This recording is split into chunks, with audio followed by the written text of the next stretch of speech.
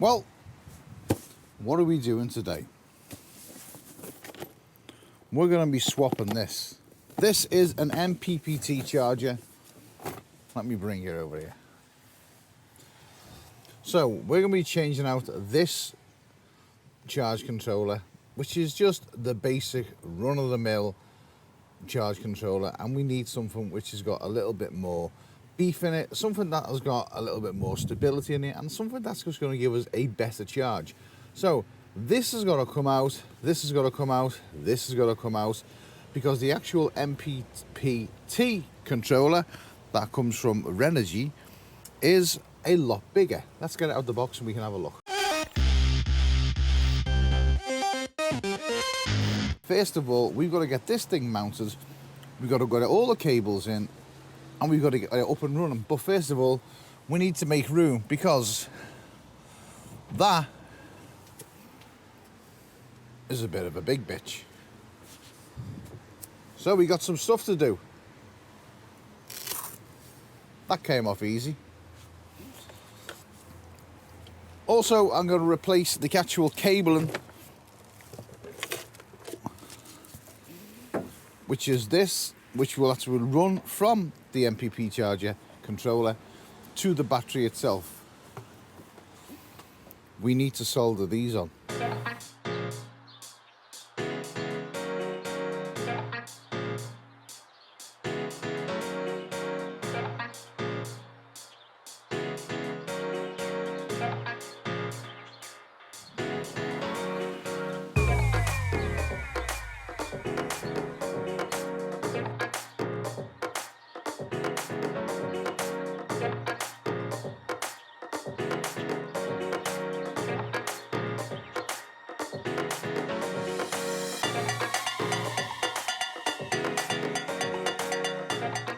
Right, so we managed to trace the wires back to the actual battery, took them out, just fitted these in, connected the negative. We haven't connected the positive for obvious reasons, kaboom. So, going to run them through the cupboards, which is through there, right through them cupboards, and then into the back there. They're not connected to the battery yet, only the negative's connected. The positive is still there. We're just going to leave that tucked out the way until all the cable's in and it's connected to the Renogy controller. We're just going to leave it like that. So let's get these wires in, tidy them all away, put them through the back, and we'll be back. Right, so now we've got the old controller off. We've got all the cables off. This wire here goes up to the light. So we need to get the Renogy Rover unit mounted, or at least in a position where we can see where we need the cables to come through, because we need the cables to come through the bottom of the unit to go up into it.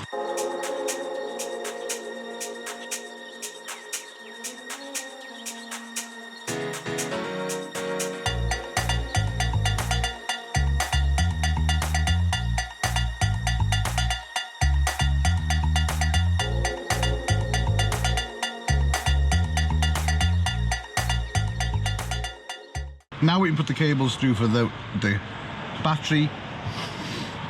There is the solar panel cables coming in there. They will come through there. Then the battery. The light will go on the load, which is there. But I might actually change the light round and just use one of them holes for the temperature sensor. So we need to get the unit screwed up to there. Right, so we got the cables through. That's the sensor for the temperature. That's the solar panel. That's the solar panels, and that's the battery. Now, I've just cut a template out.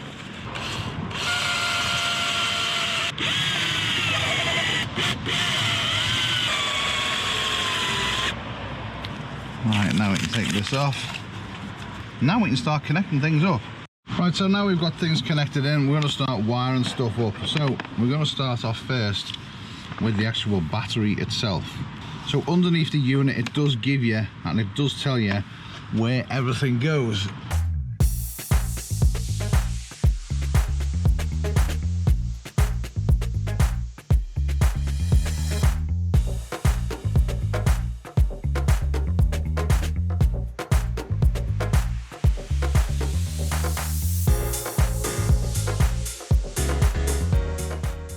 Okay, so we do have power onto the unit now.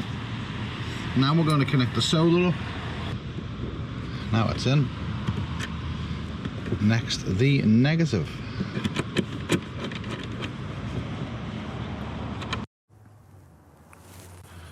Right, so once you've got all your cables in, you've got your temperature sensor all connected up.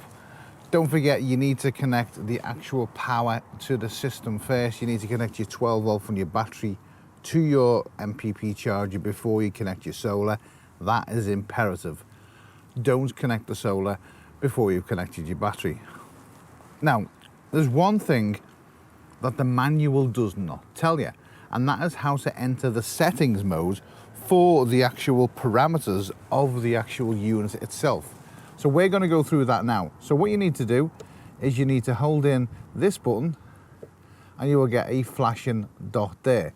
Now, this is so you can choose what battery you've got. If you've got a flooded battery, if you've got a lithium ion battery, or if you've got a gel battery, this is where you'll go to for choosing that. But we want the icon that says USR. Then we press enter. Now what that will do is that will take you into this section here, which will let you actually choose what type of system you've got in it, whether you've got a 12 volt system or a 24 volt system. So if we just use the up and down, we can scroll through 24 volt, 12 volt, 12 and 24 volt. So for my system, which we've got one battery, one solar panel, it's 12 volt. We choose 12 volt, then we press enter. Now, you equalize. Mine is set at 15.2. The unit, I've set this before at 14.8. It seems to be setting itself at 15.2. I'm just going to lower it back down to 14.8 again. These will go up in increments of 2. So it's equalized at 14.8, press enter. The boost is set at 14.4. Now you will have to check with your battery's manufacturer to what the boost is. Also, this little cog icon down here shows that you are in the settings mode. So let's go to the next screen, which is your float. Now, I'm going to leave the float at 13.8. Let's press it again, and it gives you your battery voltage. It's now on at 12.6. So it's set at 12.6 now. We press it again. That is the discharge. I don't really want the battery going under 11.5. So that's your discharge. You don't want the battery going under about 11.5 volts. Press enter again, and then you get into the screen where you can actually choose what type of battery is in your van. So Li is lithium ion, obviously gel is gel, and then you've got SLD, which would be the lead acid. Press enter. 12 volts, it's enter. Hold that button in now. Then you just let the system do its own thing, work itself out. Then you're able to go through. It's got to give it a little bit of time for it to go through and, you know, actually calculate what's going on. Your error codes, if you go through the menu here, you can see you've got solar power coming in. The battery is on 12.8 volts now. We've got 16.9, 17.4 volts coming in off the solar, which gives us 1.0, well, let's say 1 amp. The battery is on 83% charged right now. The voltage of the battery is 12.8 volts right now. And the amperage that will go out to this key here is set to my LED light, which I will show you in a second. If I just turn that on, it'll say it's pulling off 0.84 amps. Go through the settings again. It's got 7 amp hours of power coming in from the solar, and the battery is 12 degrees Celsius. Actual screen here right now is your error codes. It's got 0 error codes on it right now. And then back to the main panel where you can see what's going on. Solar coming in, battery charging, That's all good. If we look underneath, all the cables are in and secure. Your battery is there, your load is there, your solar panel is there, and that one there gives you your temperature of your battery. It's your sensor. So like I said, this end button here goes to your load, which is there, which I've got connected to this light here. So if I just press that, that light comes on. Press it off, and you do get an indication on there, just there, to say that the load's on. But I mean, you can tell the load's on. Right, so let's get into basically the differences between the PWM and the MPPT.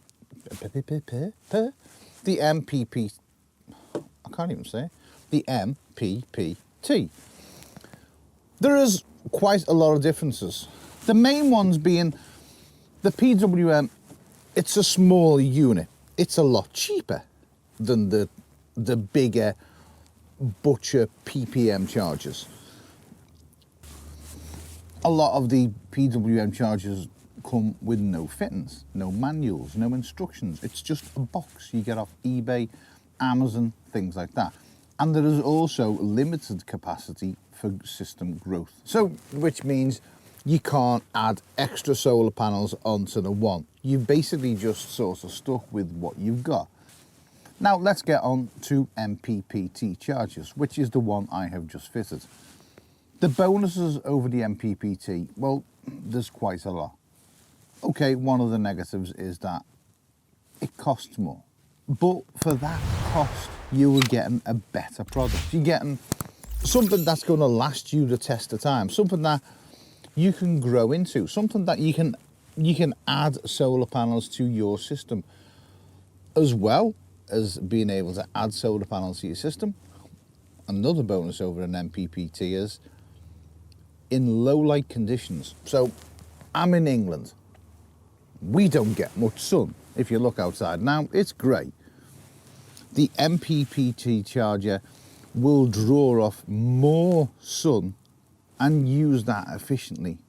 30% more efficiently than an actual PWM will. So you're getting better battery life. I've decided to upgrade to an MPPT system because it just makes sense. It's just one of those things that it's the next progression in me getting better power, better solar, more, you know, I put a bigger battery in, we need a bigger charger. So don't forget, if you're not subscribed, hit the subscription button, hit the bell icon so you can be notified of when I'm putting out latest videos. I am doing a series on basically gadgets for vans, because there's loads of stuff we buy for our vans and there's loads of stuff that's crap, but every now and again there's stuff that is really good.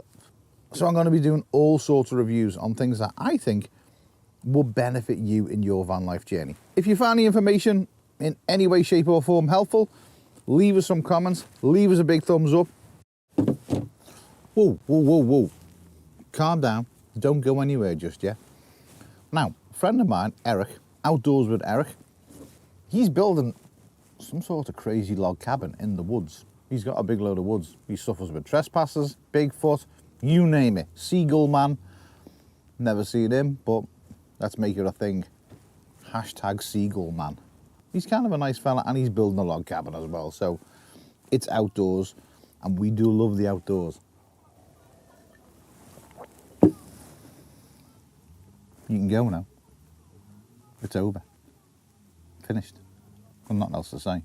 I mean, did anyone really want to listen to me waffle on anyway? Probably not. Go.